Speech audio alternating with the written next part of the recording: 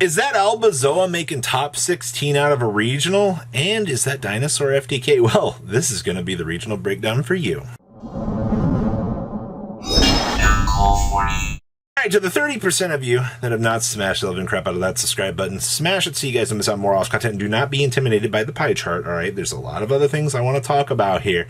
So outside of the pie chart here, I just got to get this out of the way. There was, in 10th place, Ricas on Avalon. 12th place was Labyrinth. 13th was Danger Dark World. 14th was Salamangreat. And 15th was Dogmatica Ritual Good Stuff for this regional. So, a disclaimer there, all right? There was, once you kind of get down into, like, outside of the top 8 out of these regionals, you kind of look down here, you'll see some good stuff. And yes, I do have the Dogmatica deck, and we do have the Dinosaur FTK. Sorry, I don't have anything else for this, but that's what we're looking at here. So, in a heavy representation, you had, oh my gosh, like 5, I'm going to label a majority of these as Kashtira. But there is a Kashtira Sword Soul variant that won this regional. And you're definitely looking around right now and you're like, what was this regional, Robbie? Well, it was very metagame filled. I assure you of that much, all right? Especially when you're seeing huge turnovers like these numbers here for this. This is, it's pretty impressive to me. We also had, well, our 3 Sword Souls, which I included the Kashtira variant in the Sword Soul stuff, but truthfully, it feels more Kashtira than Sword Soul, but just such an abnormality in and itself for this to show up. And then Dinosaur FTK showed up out of this event. You're just like, okay, sure, that's the top cut. That it is, ladies and gentlemen.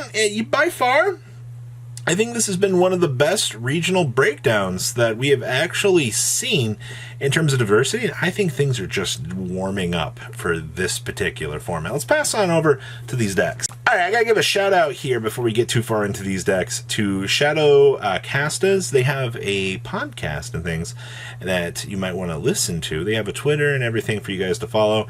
And Freer also helped me put this together. So you're gonna have a lot of different info here from both of those people, but please do give the Shadow Casta a chance.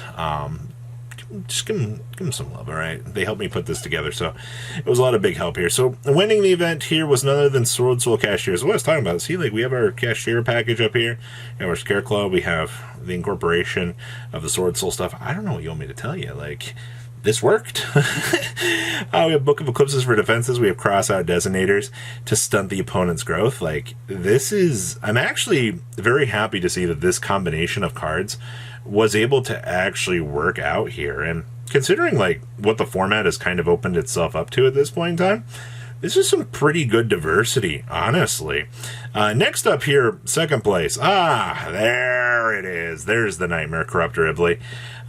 Boy. You know, I will say, for as much as I've enjoyed, you know, seeing the shenanigans out here, it has been kind of nice just to see some more powerhouse, just boringness. I'm already getting sick of talking about Kashtira. So we have defensive options for the mirror. We have these to hand to our opponent. We're playing the double Lingaribos, and we are in fact playing the Goliath, aka we're gonna pass this around in the mirror match. You out my Arias Heart, I take your Goliath. Haha, now mine's indestructible. It's like the only downside that I have about playing this card is just if your opponent gets the chance to get to it before you, it is all just Sadville for you from there. We're also playing the 1 talents, which is kind of interesting. We're siding the Flare Metal for time. I feel like this being sided for time kind of is going to be a little bit more of a norm at this point, but it tends to make sense here for what we're looking at. Next up here is our Dinosaur with a 14-card side deck. Yeah, they got away with this. You already know anytime you see Ultimile Bishop Vulcan here, things are going to go pretty south. And, well, the entire game plan is you're going to start this with the Machu Mech OTK. Is it fun, thrilling, and exciting? I mean, it gets the job done at this point. I think it's one real big thing that people look at here when it comes to these particular... Can I even call this a gimmick? One thing that people will look at when it comes to these OTK, FTK decks is don't underestimate how good that these engines are.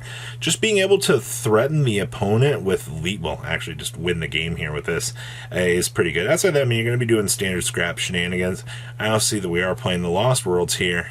We're not playing the Giant Rex, and we are playing some crossout detonators. Considering a lot of the hand trap usage that's kind of fallen back into the format, I perfectly understand why they might not want to have some of the options that they have. All right, next up here is standard cached era, but with our adventure package. So as far as I am concerned here, you're still going to do a lot of the same shenanigans that you do with standard cached era, but you want to make sure that you can get to the Griffin Rider for the level of protection so that you can basically not get space rocked.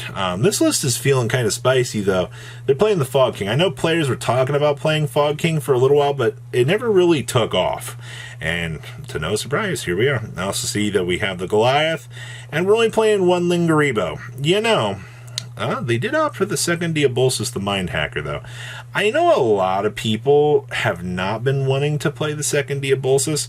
A lot of people have told me that it's not really worth it, but honestly, like, this deck does give you creative options in the extra deck. I mean, that's why you've seen people play the second Big Eye, and people just be taken aback by, you know, like, oh, the one's gone. Tech choices.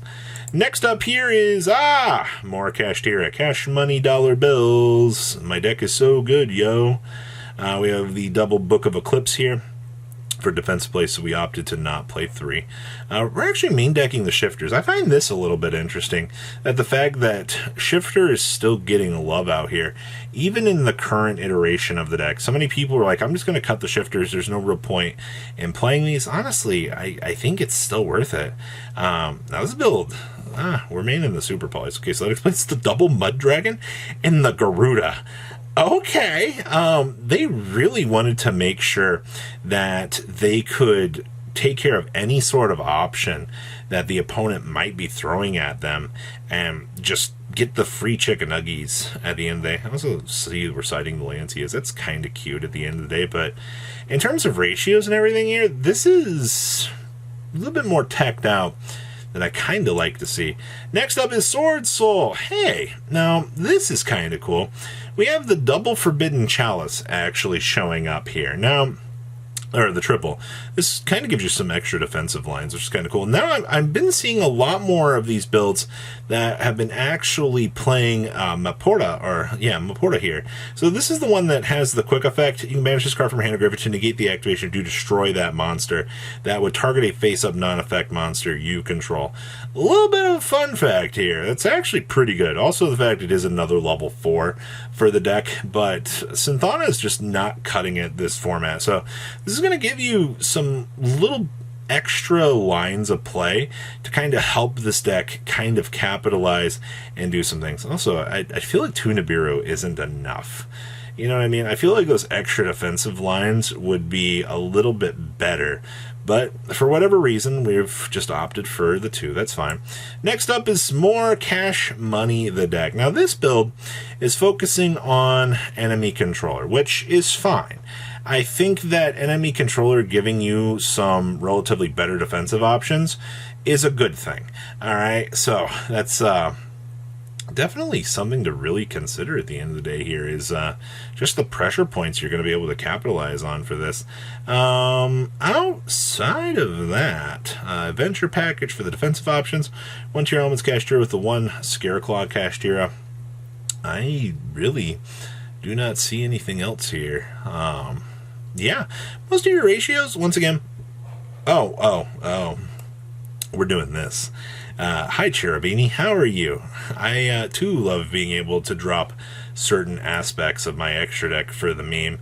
And then, of course, Donner for the pop, everything else. And there's Baron. Hi, Baron. Yeah, this looks pretty straightforward. And then we have another Sword Soul variant. Now, this one's feeling kind of saucy here. I see that we're playing the Abyss Sword Soul here as well. So, I still don't think that this card is as amazing as people make it out to be, but it does give extra lines of play. I see that we are playing Zeus in the side deck, and we have 1 down in the extra deck. So, I guess if we need 2 Zeus, I mean, triple enemy controller with Change of Heart. That's effectively 4 ways to get Zeus running on your side of the field, and then your opponent's going to kind of be forced to go.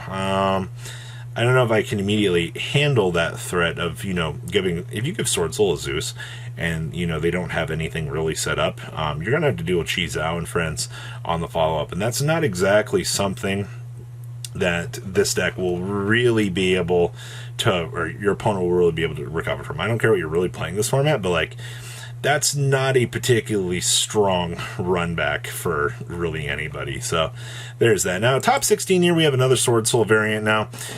You'll be stripping away a lot of the saucy stuff that we've seen on the other list, but we are playing the Ice Jade here for the other level 10. I know a lot of people have kind of forgotten that this card exists, but this card does set up some relatively cool combo lines here to pressure your opponent. So don't underestimate your powerhouse options that this gives, but the rest of this Sword Soul variant here feels very, very standardized for what you really want to see.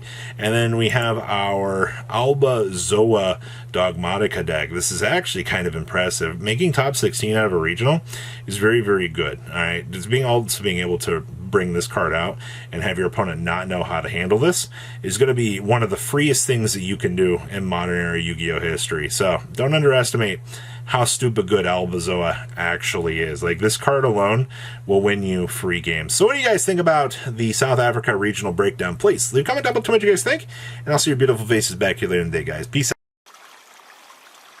Patrons, thank you.